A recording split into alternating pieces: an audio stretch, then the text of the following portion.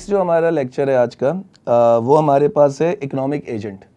अब ये economic agents किसे कहते हैं?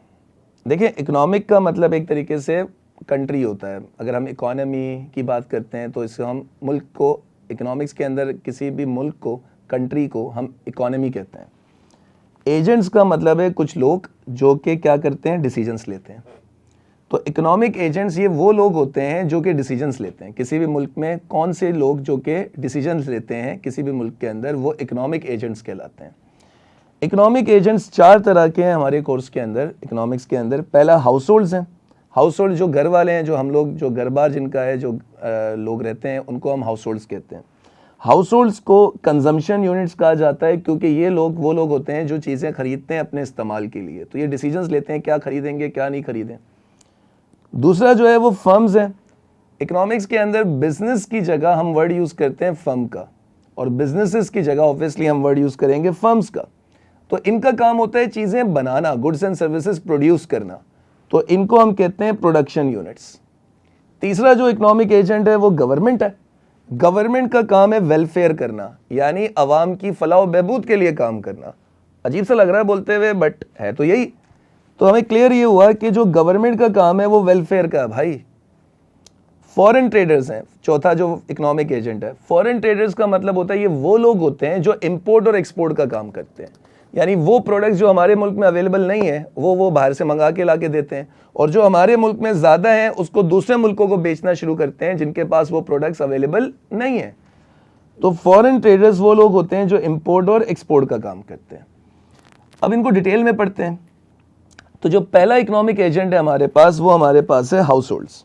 हाउस होल्ड्स का नाम दूसरा क्या रखा हमने, कंजम्पशन यूनिट्स। मतलब ये वो लोग होते हैं जो चीज़ें खरीदते हैं, गुड्स एंड सर्विसेज खरीदते हैं अपने ज़ाती इस्तेमाल के लिए, और इसमें इनको डिसीजन लेनी होती है। क्योंकि देखिए रीज़न क्या है, कोई बंदा, जैसे हमारे यहाँ घर बार में क्या होता है, पेरेंट्स होते हैं, फादर मदर यानी हस्बैंड और वाइफ है। तो ज़्यादातर हमारे यहाँ कल्चर क्या है कि जो हस्बैंड होता है वो काम करता है और जो वाइफ होती हैं वो घर संभालती हैं। अब हस्बैंड जो काम करता है उसमें उसकी एक इनकम आती है, और इनकम उसकी अनलिमिटेड तो नहीं होती, उसकी इनकम एक लिमिटेड होती है, एक रिस्ट्रिक्टेड इनकम होती है उसकी। वो इतने पैसे कमा के लेके आता है, तो उसकी इनकम क्या है, स्कैर्स इनकम है, लिमिटेड इनकम है। उस इनकम में रहते हुए उनको डिसाइड करना होता है कि भाई हम कौन सी नीड्स एंड वांट्स को पूरा करें, ठीक है, किन किन चीज़ों को हम पूरा करें। तो वो डिसीजन लेना होता है उनको। तो अगर आप देखें तो समझ में आया कि हाउस होल्ड्स का कौन होते हैं, the collective group of individuals who consume goods and services. Consume का मतलब इस्तेमाल करना। Provide labour to firm. मैंने कहा ना, हस्बैंड जाता है, पेरेंट जाता है, फादर जाते हैं, काम पे जाते हैं। तो काम पे जाने का मतलब क्या है, लेबर है भाई। वो काम, बिजनेस कर रहे होंगे, जॉब कर रहे होंगे, तो वो लेबर प्रोवाइड कर रहे होंगे। तो collective group of individuals who consume goods and services, provide labour to firms. और जब वो लेबर देते हैं फर्म्स को तो बदले में उनको वेजेस, सैलरीज मिलती हैं, वो उनकी इनकम हो गई। और इनकम उनकी अनलिमिटेड तो नहीं होती, इनकम उनकी क्या होती है, लिमिटेड होती है। तो वो क्या करते हैं, अपनी उस लिमिटेड इनकम को यहाँ पर हमने स्कैर्स इनकम बोल दिया, बात एक ही है। एलोकेट का मतलब है बांटना। वो क्या करते हैं, वो अपनी लिमिटेड इनकम को, स्कैर्स इनकम को बांटते हैं किसके बीच में, गुड्स एंड सर्विसेज के बीच में, कौन सा खरीदें कौन सा ना खरीदें। तो हमें क्लियर ये हुआ कि जो हाउस होल्ड्स हैं ये कंजम्पशन यूनिट्स कहलाते हैं। ये वो लोग होते हैं जो कि गुड्स एंड सर्विसेज कंज्यूम करते हैं, लेबर प्रोवाइड करते हैं फर्म्स को। जब ये फर्म्स को लेबर प्रोवाइड करते हैं तो बदले में इनको इनका रिवॉर्ड यानी वेजेस मिलता है, और फिर उस वेजेस जो इनकी इनकम होती है वो लिमिटेड होती है, तो जिसको हमने यहाँ पर स्कैर्स इनकम का नाम दे दिया।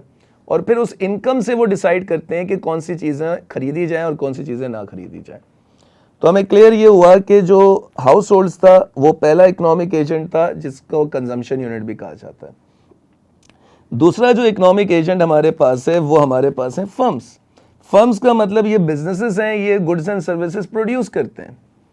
The collective group of organisations producing goods and services allocate square resources factors of production between potential products. और इनका मोटिव क्या है, प्रॉफिट मैक्सिमाइजेशन। समझे, मैं कोई बिजनेस करना चाह रहा हूं और मेरा बिजनेस है तो मैं फर्म में काउंट हो जाऊंगा। अब मैं चीज़ें बनाऊंगा तो भाई मुझे ये भी तो देखना है ना कि मैं क्या बनाऊं। मैं वो चीज़ें बनाऊंगा ना जो लोग खरीदना चाहते हैं, जो प्रोडक्ट लोग नहीं खरीदना चाहते वो प्रोडक्ट्स बना के मेरा फायदा क्या। तो कहने का मकसद क्या है कि मैं बिजनेस करूंगा, मैं वो प्रोडक्ट्स बनाऊंगा जो कि लोग खरीदना चाहते हैं, लोगों के अंदर उस चीज़ की डिमांड है, लोग वो खरीदना चाहते हैं। तो इसका मतलब कि जो फर्म्स होते हैं वो उनके पास भी रिसोर्सेज क्या होते हैं, लिमिटेड होते हैं।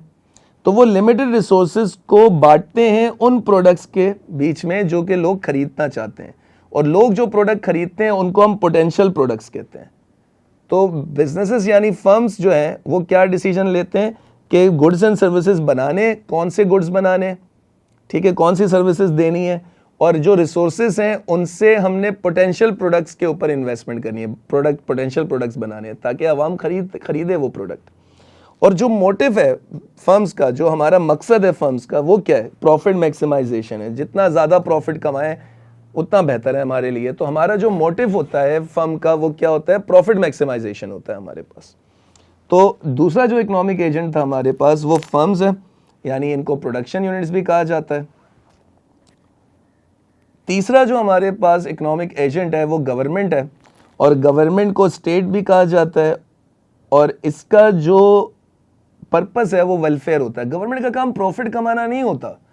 गवर्नमेंट का काम ये होता है कि आप टैक्स की शक्ल में आवाम से पैसा लेते हो जो कि गवर्नमेंट के लिए रेवेन्यू कहलाता है, इनकम कहलाती है।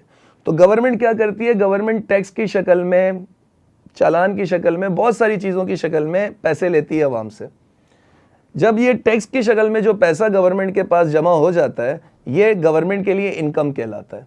गवर्नमेंट इस पैसे को आवाम के ऊपर खर्च करती है, इंफ्रास्ट्रक्चर, रोड बना दिए, हॉस्पिटल्स बना दिए, ठीक है, आपके पास जो है वो स्कूल्स बना दिए, मोटरवेज अच्छी कर दी, ट्रांसपोर्टेशन अच्छी कर दी।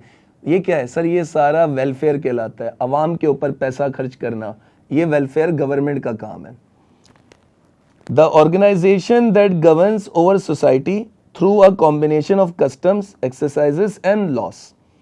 यानी गवर्नमेंट एक वो ऑर्गेनाइजेशन होती है एक तरीके से जो कि मुल्क चला रही होती है, और जब वो मुल्क चलाती है तो वो कानून के मुताबिक, आइन के मुताबिक मुल्क चलाती है, डिसीजंस लेती है असेंबली के अंदर, और जाके मुल्क चल रहा होता है आपके पास। और इनका दूसरा काम क्या है, एलोकेटिंग इट रिसोर्सेज। इसके रिसोर्सेज क्या हैं, जो टैक्स रेवेन्यू के थ्रू और दूसरे सोर्सेज के थ्रू इन्होंने जो पैसा कमाया है वो इनके लिए इनकम है, इनके रिसोर्सेज हैं। इसको वो क्या करेंगे, वो सोशल नीड्स पे खर्च करेंगे। सोशल नीड्स जो आवाम की नीड है, एजुकेशन है, खाना है, हेल्थ है, रोड्स हैं, ट्रांसपोर्टेशन है, तो ये तमाम चीज़ें सोशल नीड्स में काउंट होती हैं आपके पास। तो जो हमारी गवर्नमेंट होती है, गवर्नमेंट का काम क्या होता है कि वो अपने रिसोर्सेज को, अपनी इनकम को आवाम के ऊपर खर्च करे, आवाम की नीड्स के ऊपर खर्च करे, सोशल नीड्स के ऊपर खर्च करे। और इनका मोटिव क्या होता है भाई, इनका मोटिव वेलफेयर होता है, मान लेते हैं। तो हमारे पास क्लियर ये हुआ कि जो मोटिव होता है किसी भी गवर्नमेंट का वो वेलफेयर होता है, प्रॉफिट कमाना नहीं होता। गवर्नमेंट प्रॉफिट कमाने के लिए काम नहीं करती भाई, गवर्नमेंट काम करती है ताकि वो आवाम के लिए जो है वो वेलफेयर करे, आवाम की फलाह बहबूद करे, आवाम को वो चीज़ें मुहैया करे जो आवाम के पास नहीं अवेलेबल। तो तीसरा जो इकोनॉमिक एजेंट हमारे पास था वो गवर्नमेंट था। फिर जो चौथा हमारे पास इकोनॉमिक एजेंट है वो फॉरेन ट्रेडर है आपके पास। तो जो फॉरेन ट्रेडर्स होते हैं, इसका हमने पढ़ा था कि ये इनका इंपोर्ट और एक्सपोर्ट वाला काम होता है। The collective group who exchange goods and services between economies. हमने पढ़ा कि वो तमाम लोग जो कि इंपोर्ट और एक्सपोर्ट करते हैं, इकोनॉमीज का मतलब मैंने आपको बताया था कंट्रीज को कहते हैं। तो एक कंट्री में वो प्रोडक्ट पहुँचाना अपने मुल्क से उठा के जो वहाँ नहीं है, और अपने मुल्क में वो प्रोडक्ट मंगाना जो हमारे मुल्क में मौजूद नहीं है, ये जो डिसीजंस और काम करते हैं ये इकोनॉमिक एजेंट्स के अंदर फॉरेन ट्रेडर्स कहलाते हैं आपके पास। तो कॉन्सेप्ट हमें क्या क्लियर हुआ कि हमारे पास जो इकोनॉमिक एजेंट्स हैं वो लोग होते हैं जो डिसीजंस मेकिंग लेते हैं, और ये चार तरह के होते हैं। हाउस होल्ड्स होते हैं जिनको हम कंजम्पशन यूनिट्स कहते हैं। हमारे पास दूसरा जो है वो फर्म्स होता है जो कि हम प्रोडक्शन यूनिट कहते हैं। तीसरा जो है वो गवर्नमेंट है, स्टेट, इसका काम वेलफेयर का होता है। और चौथा जो है वो फॉरेन ट्रेडर्स है जो कि इंपोर्ट और एक्सपोर्ट का काम करते हैं। तो यहाँ पर हमारे पास जो कॉन्सेप्ट था इकोनॉमिक एजेंट का वो कंप्लीट हो जाता है, और बाकी इंशाल्लाह नेक्स्ट क्लास में आपसे मुलाकात होगी। आज के लिए इतना ही रखते हैं। अल्लाह हाफ़िज़।